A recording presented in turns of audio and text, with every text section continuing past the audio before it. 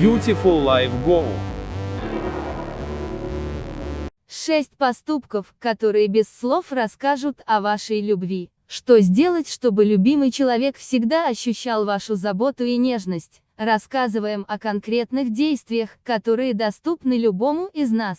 Любовь – это не ахи под луной, как кажется в детстве.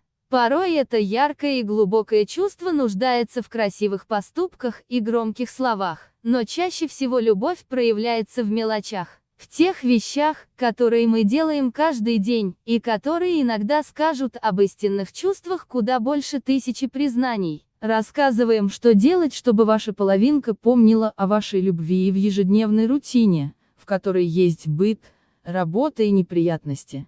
Будьте внимательны к деталям. Совершенно несложно купить по дороге любимые фрукты или сладости, которые обожает ваша половина, или вымыть не в свою очередь посуду, если вы раньше вернулись домой после работы. Эти простые действия могут оказаться тем самым знаком, который покажет, как сильно вы дорожите отношениями, как они важны для вас. Из таких мелочей складывается настоящее чувство. Подарите украшение, которое будет каждый раз напоминать о вашей любви. Выберите особое кольцо, подвеску или браслет, которые будут отличаться от стандартных, пусть и очень дорогих экземпляров. Достичь такого эффекта очень просто. Выберите украшение с гравировкой памятной для обоих датой. Это может быть изысканное кольцо или целый сет, который можно носить полностью или по одному кольцу поочередно. Подвеска на цепочке, браслет или интересный кулон.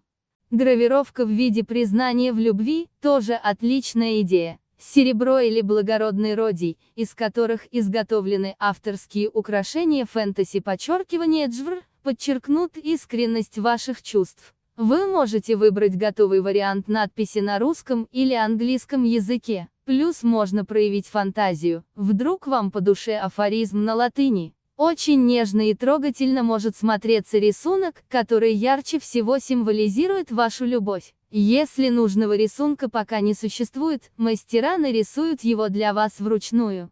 Ваша пара не из робких, тогда подыщите вам обоим парные украшения, они сигнализируют окружающим и вам самим, что вы вместе, вам хорошо в вашем союзе. Они могут быть совершенно идентичны, отличаться по цвету или быть просто похожими друг на друга по дизайну. Например, для девушки это может быть тонкое колечко, а для мужчины аналогичное, но брутальнее и шире. Объединять их будет настроение и мастерство исполнения, так же как вас объединили любовь и взаимное уважение.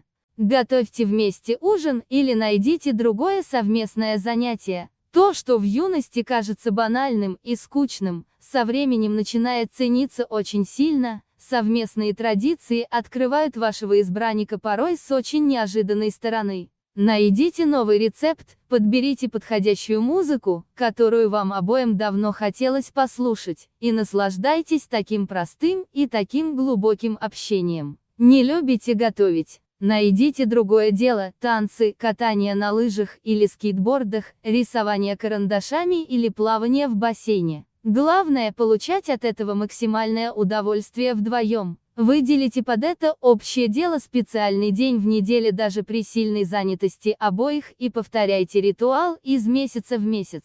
Не запрещайте видеться с друзьями или подругами. Ограничения никогда не приводят ни к чему хорошему. Как, в самом деле, взрослый человек может всерьез запрещать другому взрослому и свободному человеку делать то, что ему хочется? Ревность – очень плохой советчик в любовных делах, не стоит идти на поводке своих комплексов и страхов. Человек, у которого есть свои собственные друзья и увлечения, обычно счастлив, ни к чему лишать этого вашу половину.